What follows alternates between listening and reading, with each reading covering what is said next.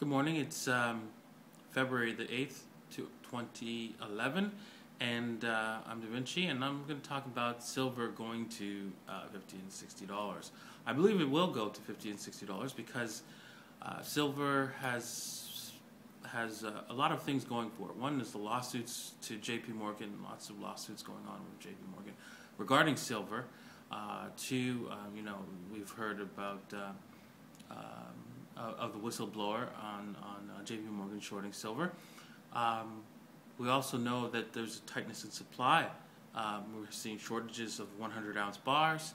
We're seeing record purchases in the silver market for the silver eagles and also physical silver buying. We're seeing record gold buying in China, so obviously we're going to see record buying of silver in China as well.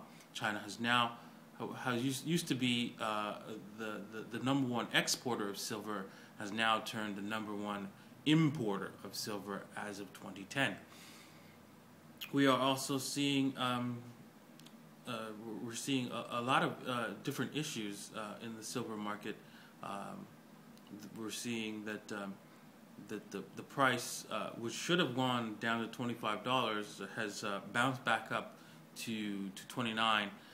It didn't even get close to $25 when we saw this correction over the last few weeks, and I see it exploding. However, with all that said, I must point out that the banks have full control over the price of silver.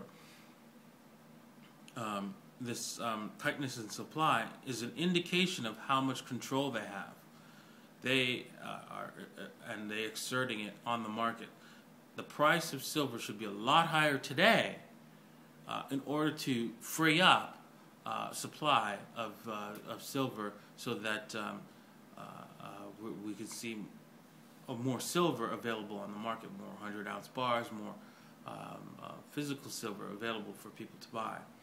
We're not seeing that, and that is because the banks are holding down the price. And that's a great thing for you and me who are purchasing on a constant basis, but not so good for people who are planning to purchase on leverage. I think leverage is a good idea going forward. However, you have to understand the risks. You have to understand that the banks have control, and you are gambling that they will lose control. And not try to hold the price down or keep it cause it to go lower. If you understand that's your gamble, and you're willing to take that bet, then go right ahead.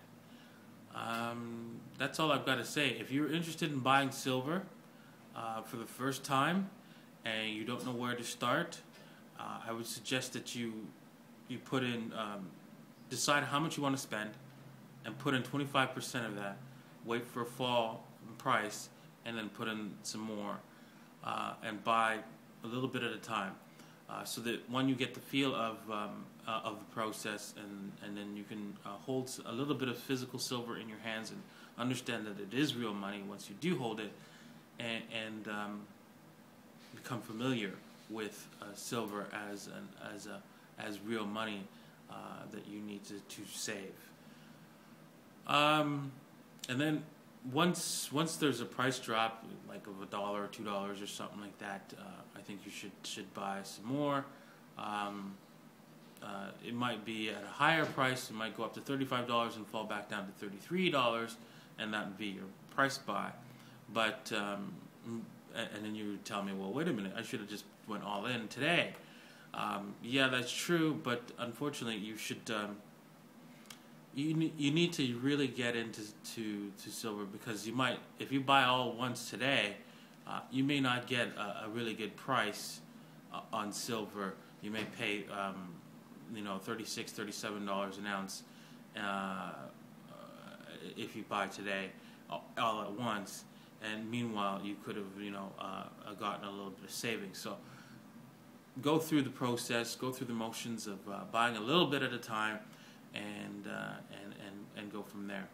So also, you should educate yourself on why you're buying silver, all the reasons of what's going on, how the banks are slowly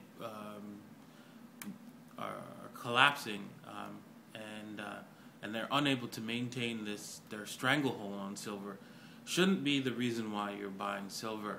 You need to understand that the monetary system is in peril, and it is a Ponzi scheme and will collapse very shortly. And that is the real reason why you should be holding on to silver, to preserve your wealth and to save for the future. Anyways, that's all I got for this morning. Thanks for watching my videos. I really appreciate everybody that watches, and I hope you learned something.